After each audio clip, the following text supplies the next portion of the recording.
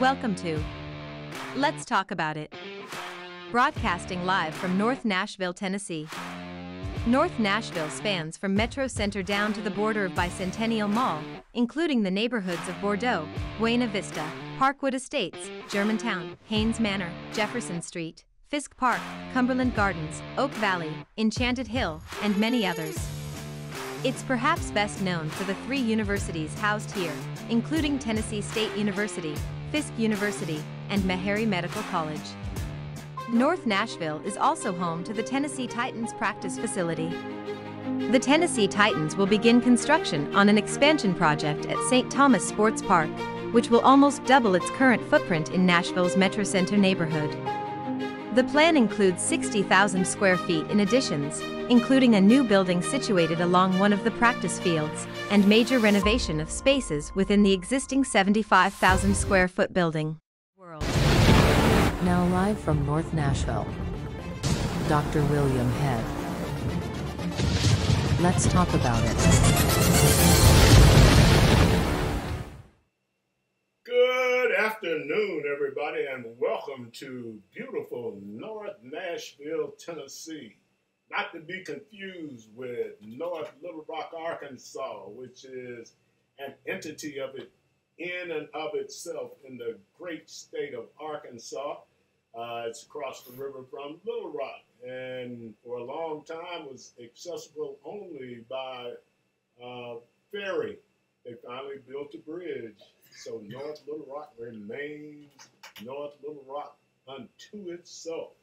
In our case, in North Nashville, we are the depository of a large segment of the African American population, large segment of Caucasians in the 2 districts here in extreme North Nashville, if you will, in Bordeaux and beyond. And it's a good day. It's a good day. The sun is shining. There's a cool breeze. The producer is the mad scientist of the show has mixed us up today for some real good discussion with a good friend of mine. What seems to be happening right now as the January 6th committee took the day off because of the hurricane in Florida, which I agree with. To do business, you need to have people in place doing what they need to do and focused on what they need to do, not worrying about family members and the plight of those in the way of Hurricane Ian. And my condolences to those who've lost loved ones in the hurricane, and the property loss is just horrendous. And if you're wondering why the hurricane is so mean, ask about global warming. Global warming warms the waters of the Atlantic and feeds any hurricane that develops over it. So if you're wondering about global warming, this is a demonstration. If the J6 committee, January 6th committee, does not, well, the committee, Department of Justice, the FBI, failed to indict 45 Uncle Rudy, my man from South Carolina for meddling in elections, and 45 chief of staff. The U.S. apple, loses its polish. We're always talking about equal protection under the law. If these people walk away from what they've done unscathed, uncharged, it says that we are the banana republic that our former president described as a S-hole country. Of course, he made the hole, and we are now trying to put him in it. Ms. Cheney on the committee is my nominee for president in the next election. She is the only one who's shown the courage and the forthrightness to attack the situation in a very aggressive and no BS way. Of course, she's got the backing of her daddy. If you don't believe it, go ask him. And then prepare for your death, because he is a dangerous man. You want to mess with Ms. Cheney? Go ahead. I will send my condolences to your family. 45 has some real black girl problems. Ms. Letitia James, the Attorney General of the state of New York, has sued Mr. Trump for $664 million. $664 million. Can you imagine? Almost $750 million. My, as Reverend Babb used to say. This is really getting deep on Brother Trump. And she was smart enough not to charge him with criminal charges. She sent that to DOJ to get it done. So, smart lady. Mr. Trump, you got a colored lady who's after your aid. She's coming for you, and she's doing a hell of a job of doing it. Of course, that $664 million is $110 million short of what the state of Tennessee shortchanged Tennessee State University on their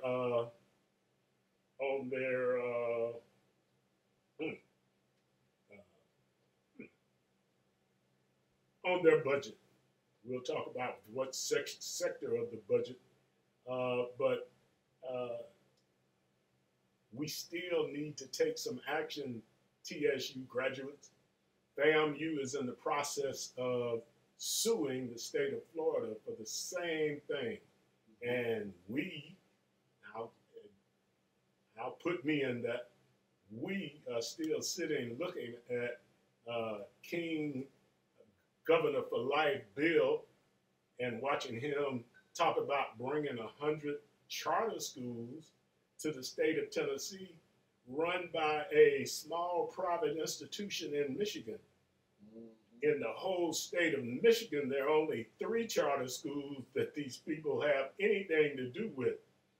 I ought to give you an idea of how ignorant the governor's approach is. You too dumb to too dumb to teach your children, so he's going to bring some Yankees south for reconstruction. They're going to reconstruct your child and tell them how to be good old Yankees and sing the battle hymn of the Republic.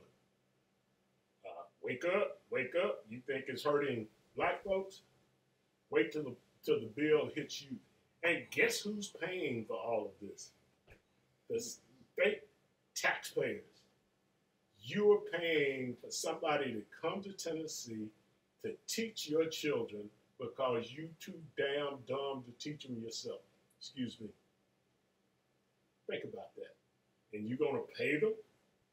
I wonder if they're going to have to refurbish some buildings or build some buildings, which require plumbing and air conditioning, and heating, and electricity.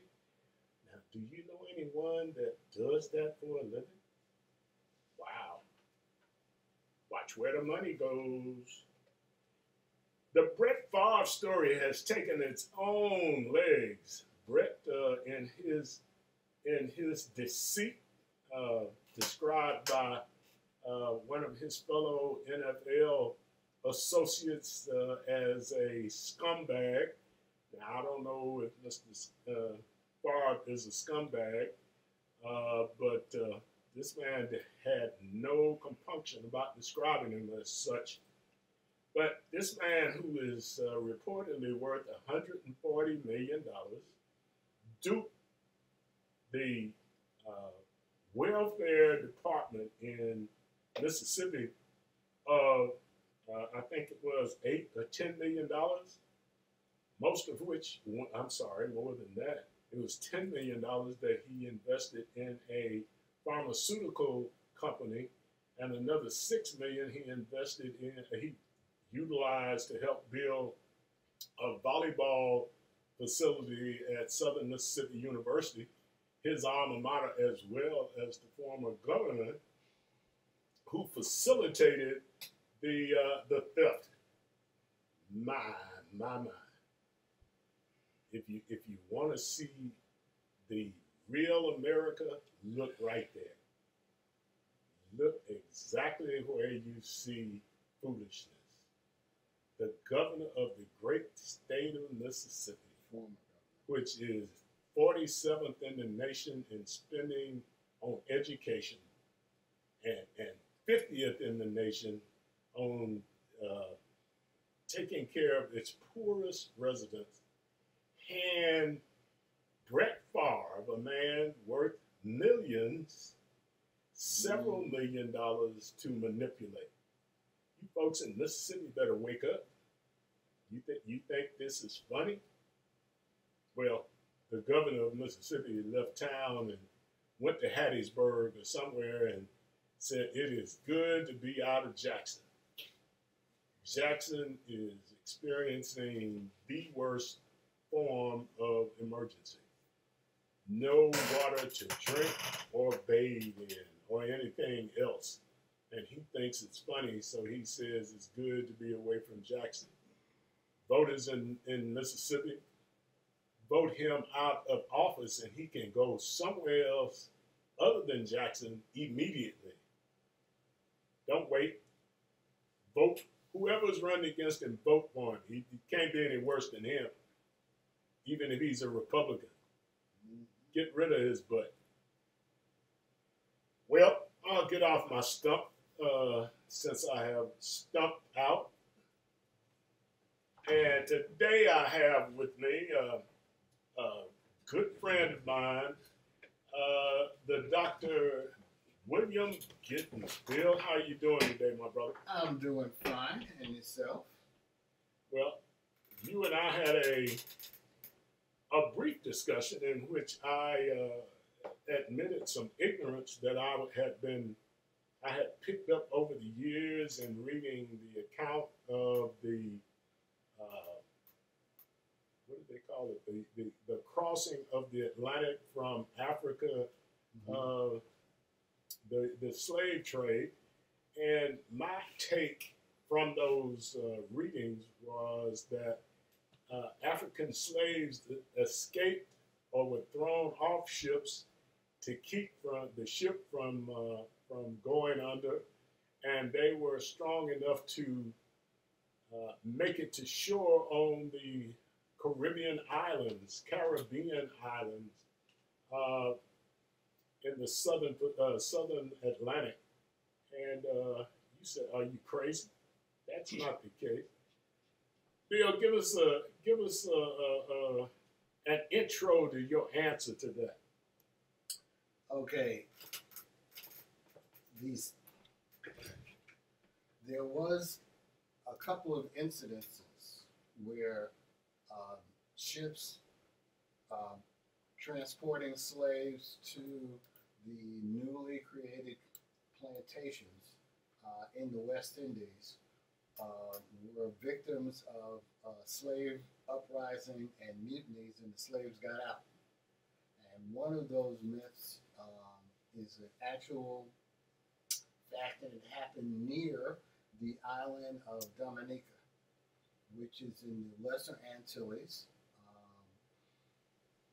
But the thing about the slave trade is that it came 300 years prior to the actual islands being populated. There were several tribes of South American Indians, among them the Arawaks, the Calanegos, the Tainos, and the Caribs, which is where the word Caribbean comes from. Before Bill goes any further, this is Bill's history. he is a descendant of people from. St. Lucia. There we go. Keep talking, sir. Okay. Uh, and let me correct you right now. Most Americans say the word Caribbean, but it's not Caribbean. It's Caribbean. And tell them why it's Caribbean. It's Caribbean because it came from the name of the tribe of Amur Indians called the Caribs. The Caribs and the Kalinago Indians are from the Orinoco River area in South America. If you look at a map of the West Indies and South America, Venezuela, and Colombia, Trinidad and Tobago are only 6 miles from South America. And that's how the Indians got to populate the West Indian archipelago, which is split into Lesser Antilles and Greater Antilles. The Greater Antilles are the Bahamas, Jamaica, Cuba, the Big Islands.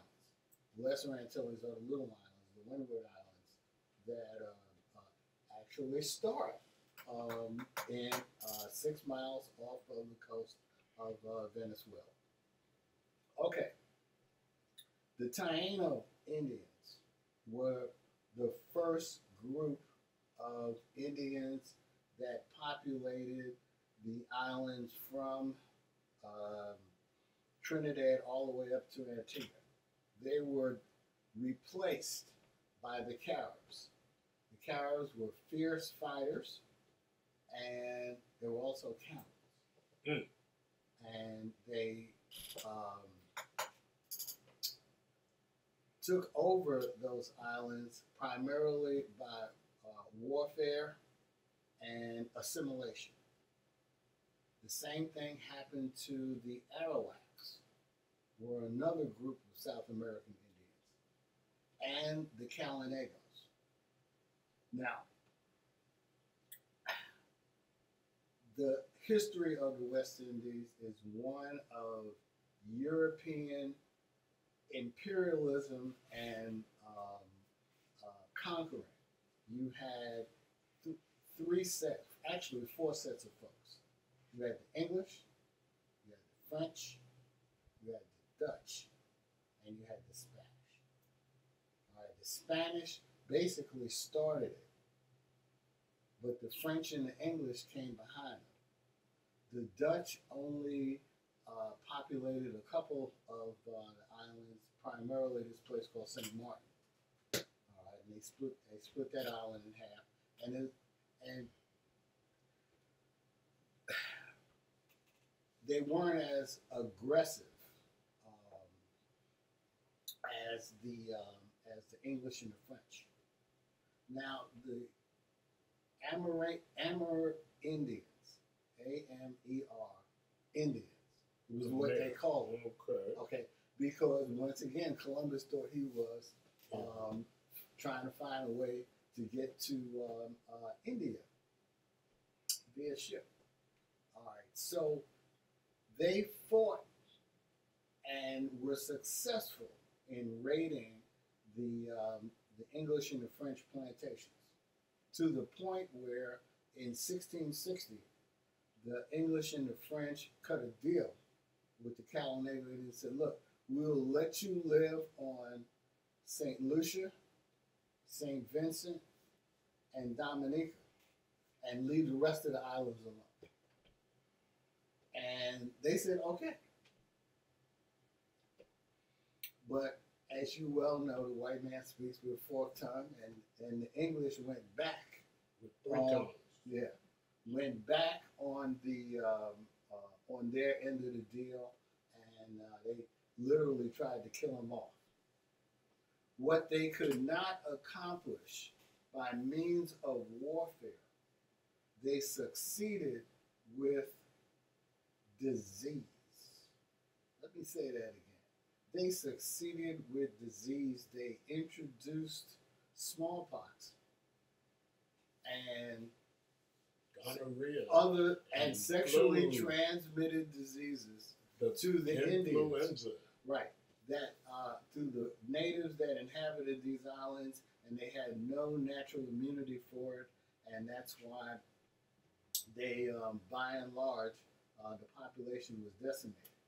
Now, what started me even being interested in the pre-Columbian history of my home island, St. Lucia, is that my grandfather, the individual who first came to the United States and brought the rest of the Gittinses with him, he was a very dark man, but he had a penchant for light-skinned women. Okay. And in the United States, if you find somebody who is light brown or lighter, all right, chances are that their ancestry is mixed with white people. What I found out was that my grandmother, his second wife, okay, was a descendant of the Taino Indians. And that's why she was very light, long black hair down to her back. And she had 2 daughters that survived. She had 5 kids altogether, but she had 2 daughters that survived. One was light and one was dark. The light one is the one that I got this information from. When I asked her. My mother, the dark one, really didn't know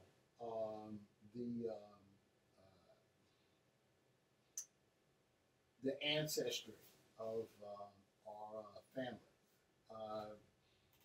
And as a result, 2 of my aunt's children, everybody grew up speaking French. They now live in Martinique, which is next to 30 miles away from St. Lucia. But anyway, I wanted to know more about my grandfather and his proclivities. And I found out that his first wife was a descendant of the Kalinago Indians from Dominica and St. Vincent. And that's where she was from. All right. Okay. But never, we didn't find this out until we looked up his citizenship papers, naturalization papers. All right, and then we got that when we went to the African American Museum of History in D.C. Yeah. Okay, and she died early when she was 25, and the other. It was like this light-skinned woman, all right? He found another one when he got to the United States, and she was from Norfolk, Virginia, all right? And but she was a sweetie, all right?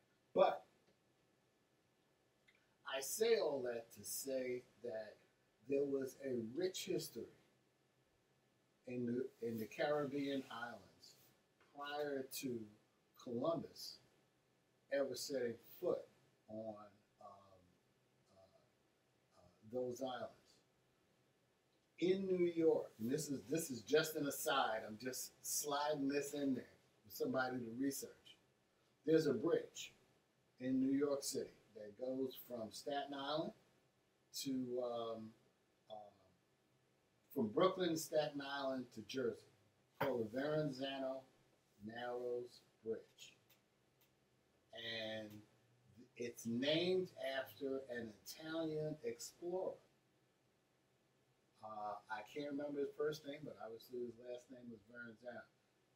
He was on his 3rd voyage to the New World when they were trying to set up a trading colony on the island of Guadeloupe. The native Indians of that time, this is again prior to the first black person setting foot there to become a slave.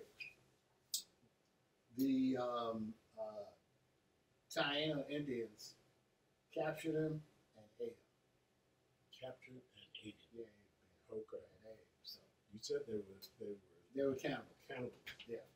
You were saying before we started the interview specifically, you had a story you wanted to Yeah, the story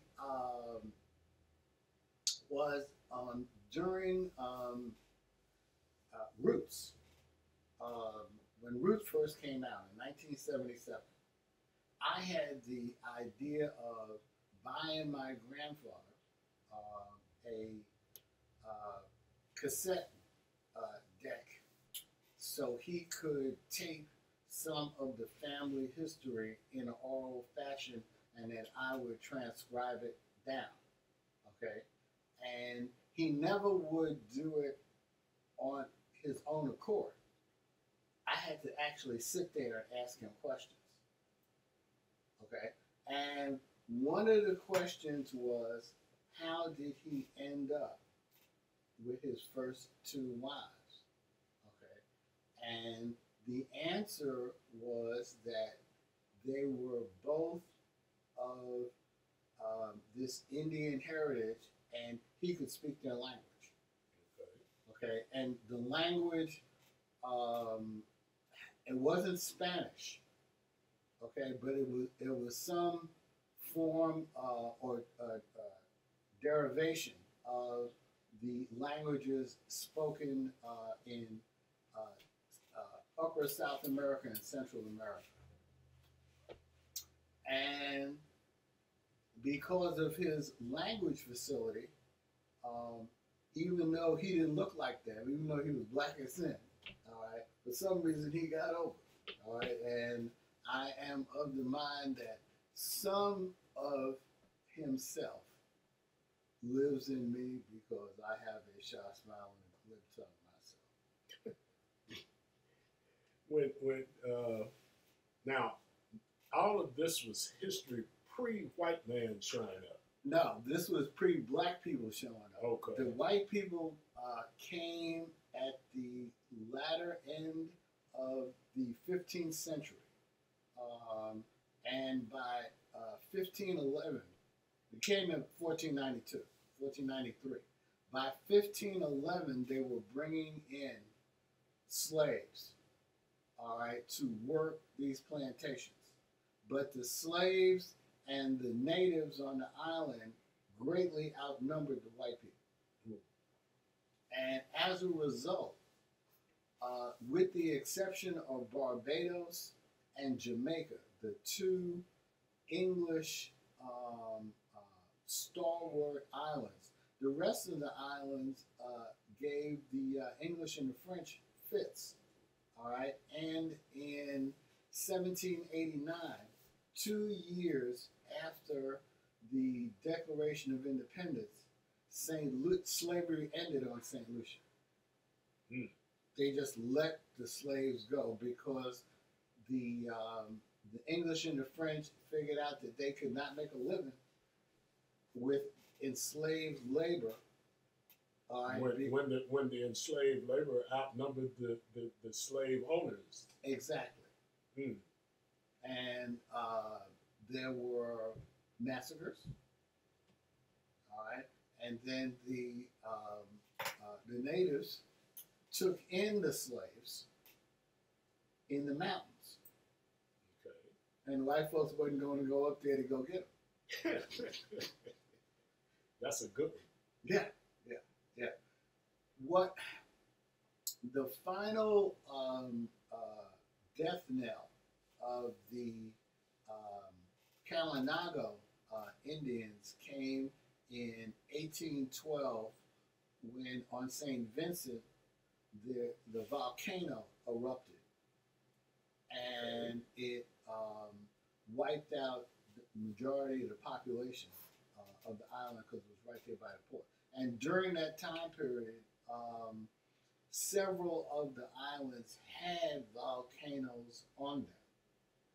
All right, the volcano on St. Lucia, it erupted in 1905, and there was another volcano on the island of Martinique that erupted not soon after, I think in 1912. But that first eruption in 1812 is what killed off these folks. Now they're still descendants of all of the Indian,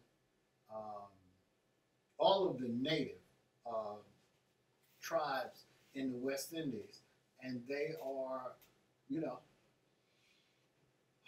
they're light skinned. They look like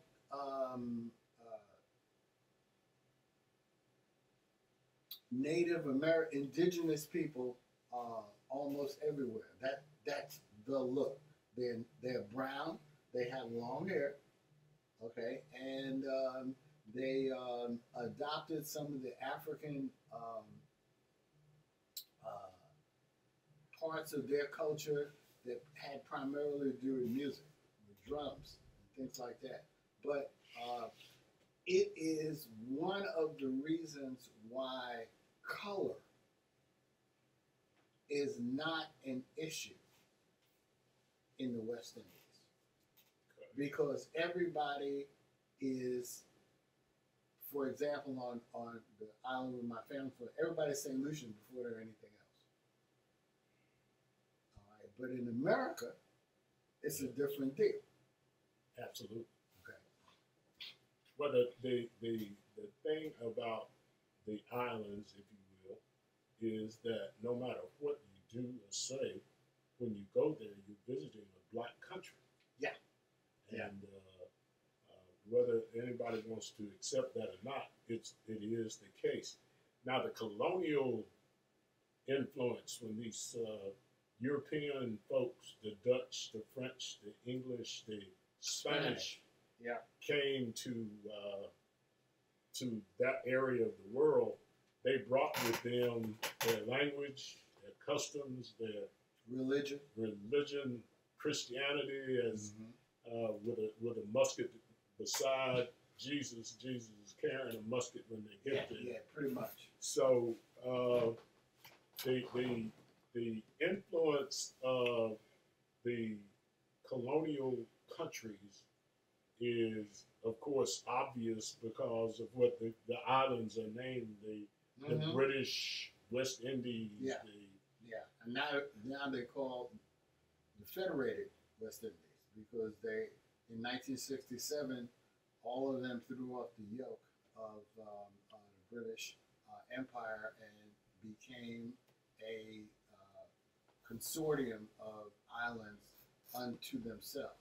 However, you know, you still have a British and a French influence in the islands. If you go to St. Lucia right now, they have two major religions, Anglicanism and Catholicism. And they are very similar, and the folks go to each other's church. But it's all a remnant of the occupation by these European countries. Barbados, if you had a map, you could see Barbados sits out in the eastern Caribbean. The closest island to them is St. Lucia. And then 30 miles away, north, is Martinique. And whatever country controlled St. Lucia also controlled the shipping lanes in that part of the Caribbean. As a result, English and the French fought over St. Lucia, and the island changed hands 7 times. Between the two countries? Between the two countries in 150 years.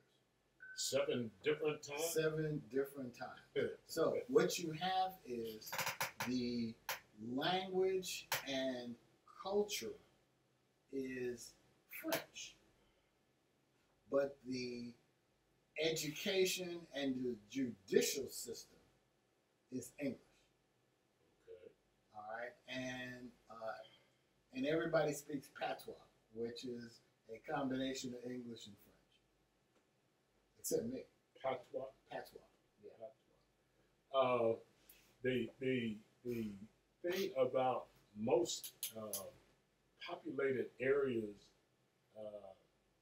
not situated in Europe that have been colonized by European folk is the fact that the people in those countries speak several different languages because of what you just described. That one country comes in and colonizes, another European country comes in and takes control, and all this fluctuation creates what you described just a moment ago, with the country having semblances and resemblances of the two countries who fought over it and exchanged hands 7 times. As you describe your history, I hear a flow of the differences that are also resemblances between all of the islands, and it seems as though it's connected by the water between the islands, according to who was in charge of the closest island to it. Yeah, that's basically how it went. You have, when you look at a map of the West Indies, at the top or the northern part of the West Indies, obviously the closer you get to the United States, that's the Bahamas, and the Bahamas were English. The Virgin Islands were English and Dutch. Then you get to Antigua, it's another English island. Guadeloupe is a French island. Martinique is a French island. Dominica is, they fought over Dominica too. Okay. So it exchanged hands. It exchanged hands. Then you got St. Lucia, which is mixed. St. Vincent, the Grenadines, were little tiny islands. Then you get to Trinidad and Tobago, and now you're in South America. So all of it is connected by who colonized, who came in with the big stick.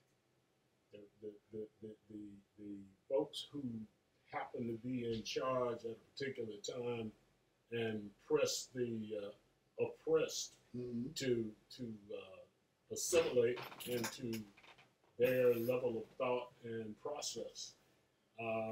The question, I guess, then is the ability of the people of color on those islands now to exist and cooperate. Never hear of any disturbance between the islands. No. Well, first of all, there is a general level of poverty that precludes fighting with each other, because you have to have money actually to fight. Yeah. Okay, and they don't have any money, so they ain't fighting. Okay. The second thing, which is the more important of the two reasons, is that over the last 100 years, you have had, when I say 100 years, I'm talking about from 1920 up until now, all right? You have had a dramatic brain drain on the islands. If you had any kind of anything, what you wanted to do was either come to America or come to England or Scotland or France to get an education. And once you did that, there was no going back. All right, so you have a lot of folks, particularly from the English islands, Barbados and Jamaica, who have come to the United States and have made it big. All right, primarily because they are hard workers.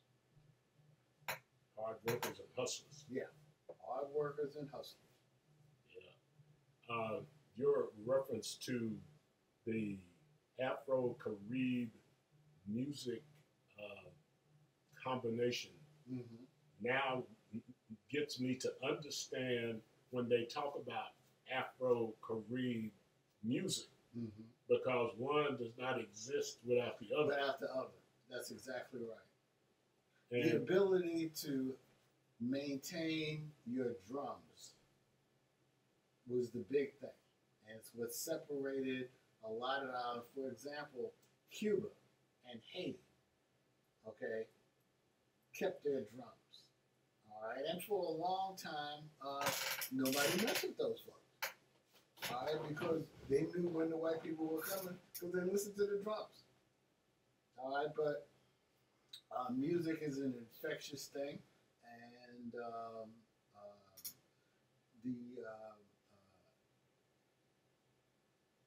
the Caribbean people are also very adaptable. They took 55-gallon drums turned them into music. and turned into musical instruments.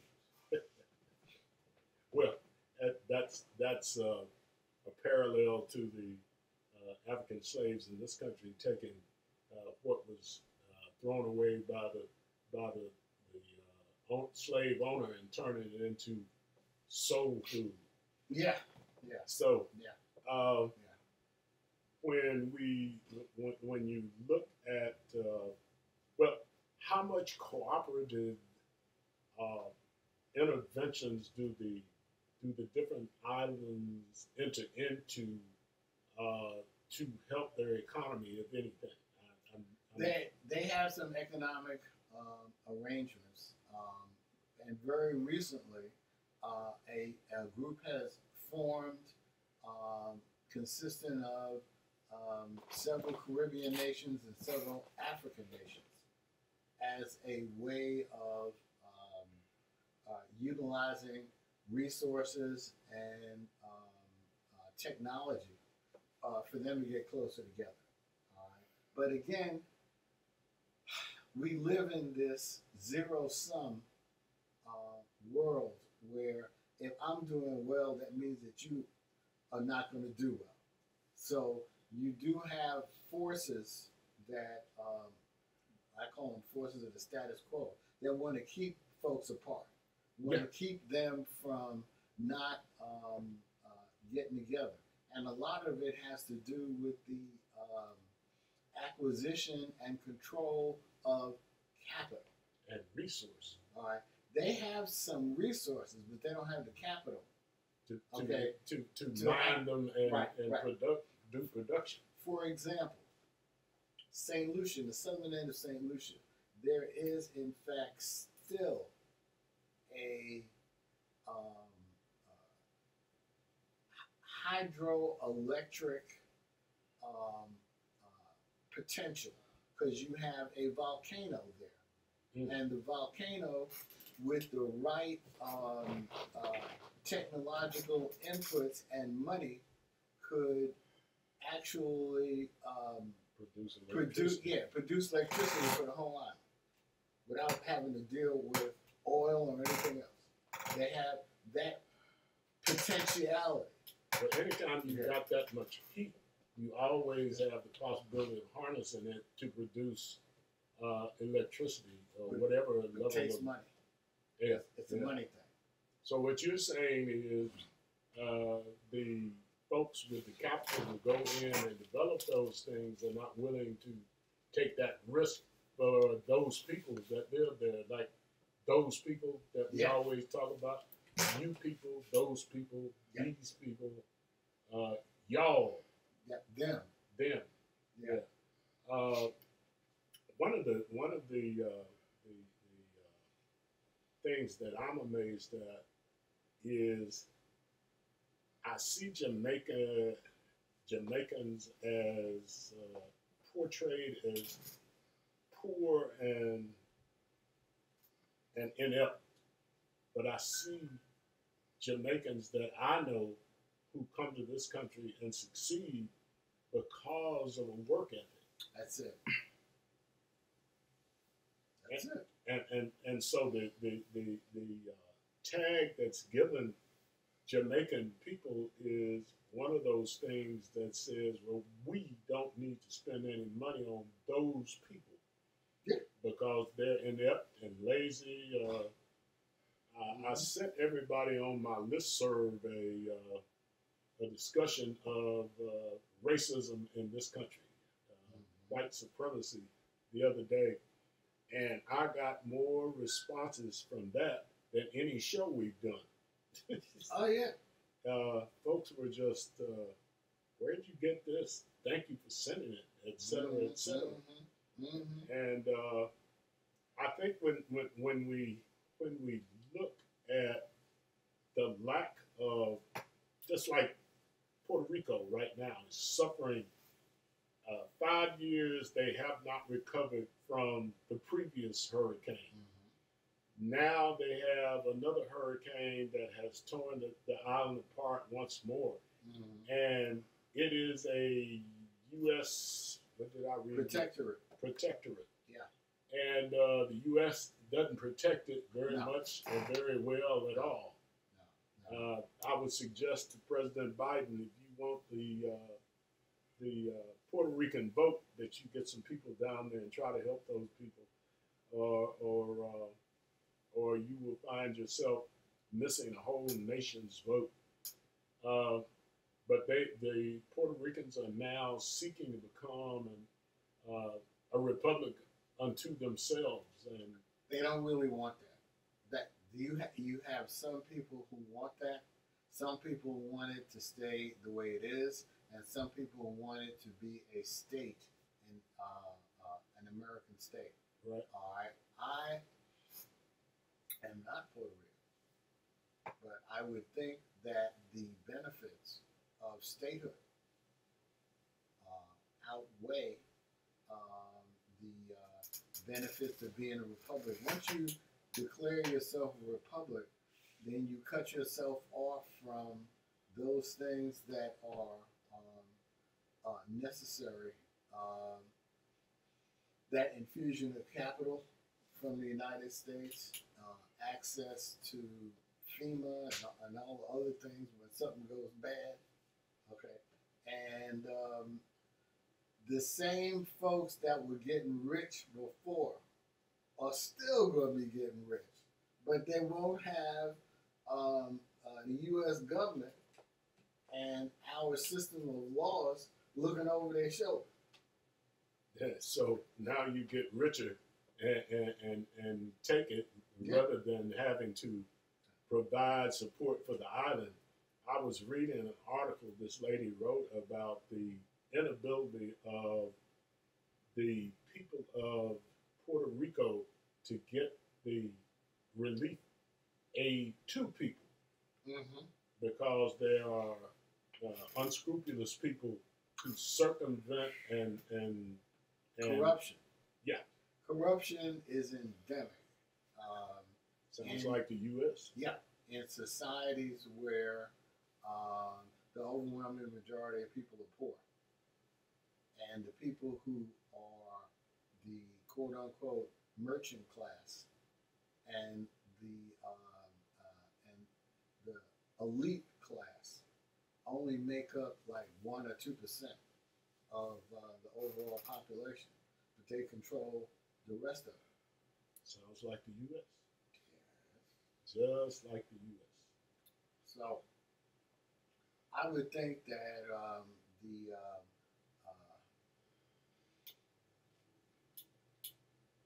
if it was me, I'd be trying for statehood, even though that is the last thing that the white population in this country wants, to have some brown Some folks. more brown Well, folks. but they're all black, but they're already American citizens.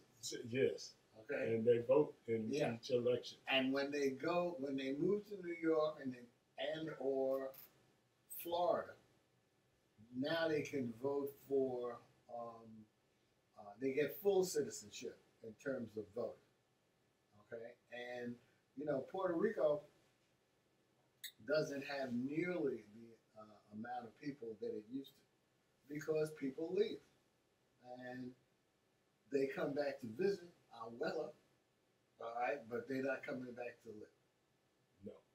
The advantages of being in the States is Yeah.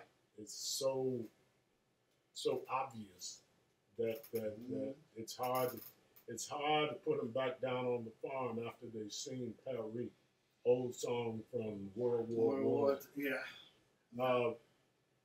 Back to your native island. Yes. What is its greatest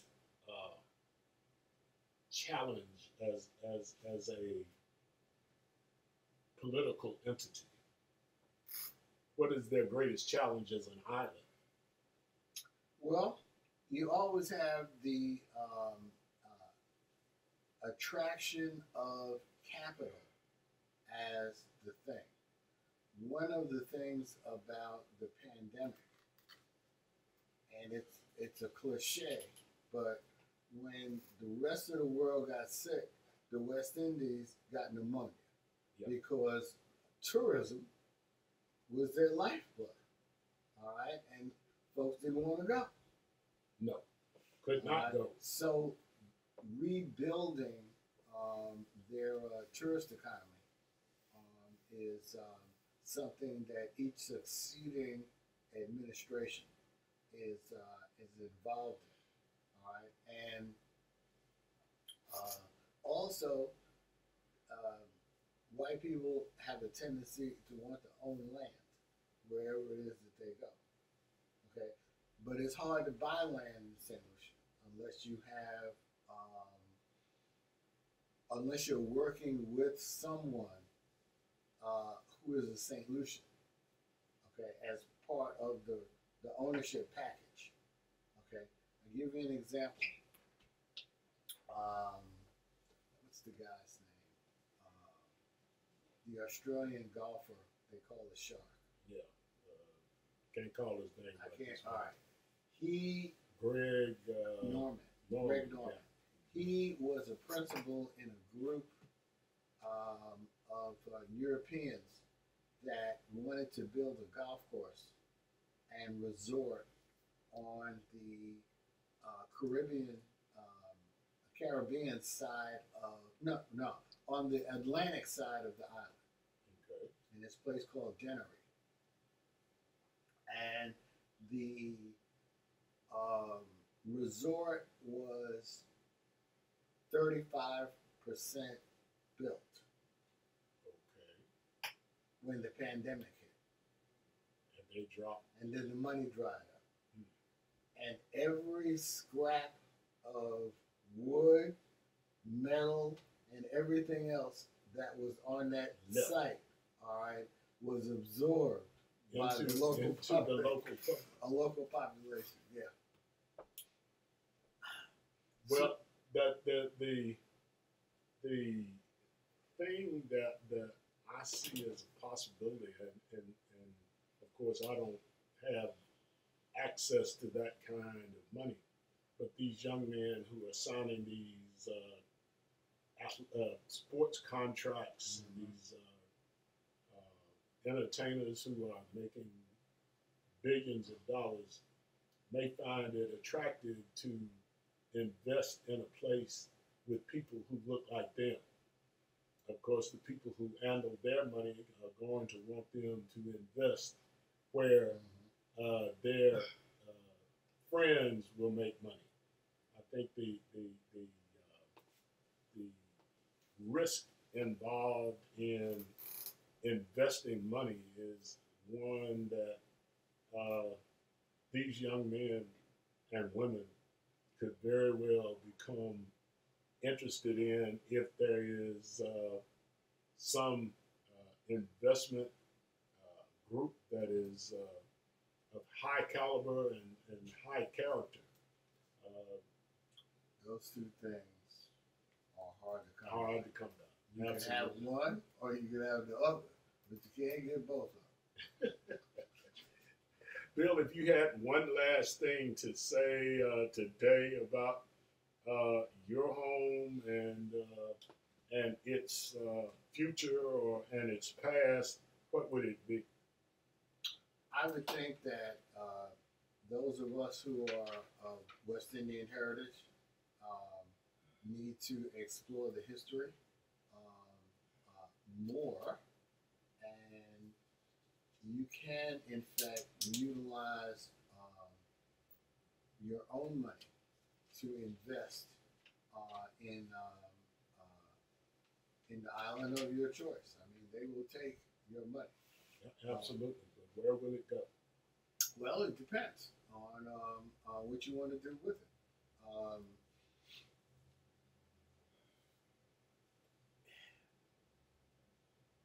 You have it.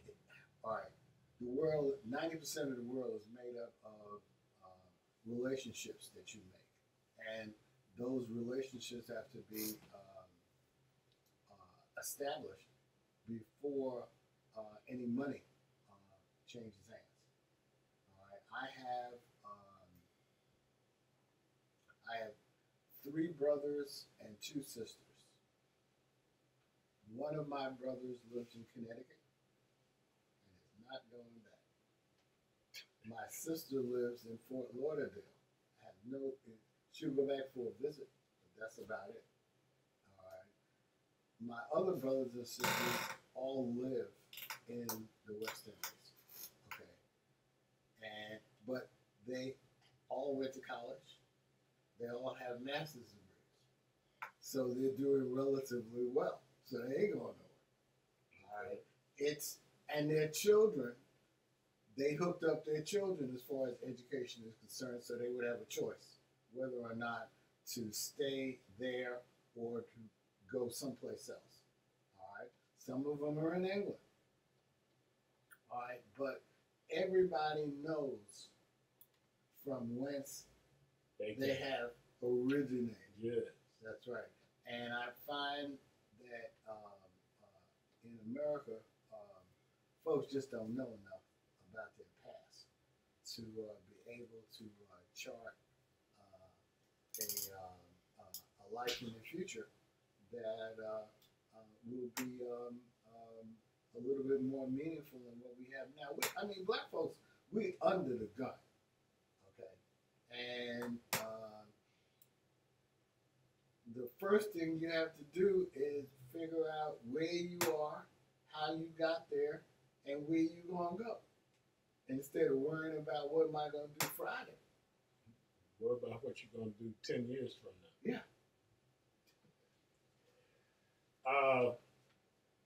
I'm going to close with my usual closing, but first I'm going to read something that struck me the other day, and that was sent to me as part of my church's outreach ministry. The introduction to the part I want to give you. According to psychologist Meg Jay, our minds tend to think about our future themselves similarly to how they think about complete strangers. Why? It's probably due to what's sometimes called the empathy gap. It can be hard to empathize and care for people we don't know personally, even future versions of ourselves. In Psalms 90, it is written, we're invited to see our lives just in the present, but not just in the present, but as a whole. To ask God to help us number our days that we may gain a heart of wisdom. Verse 12, remembering that our time on earth is limited, can remind us of our desperate need to rely on God. We need his help to learn how to find satisfaction and joy, not just now, but all our days. Verse 14, we need his help to learn to think, not just of ourselves, but of future generations, which you just alluded to. Mm-hmm. Verse 16, and we need his help to serve him with the time we've been given as he establishes the work of our hands and hearts. For some reason, that struck me very directly the other day. When you get old, you start thinking about time and what you've done and how you did it.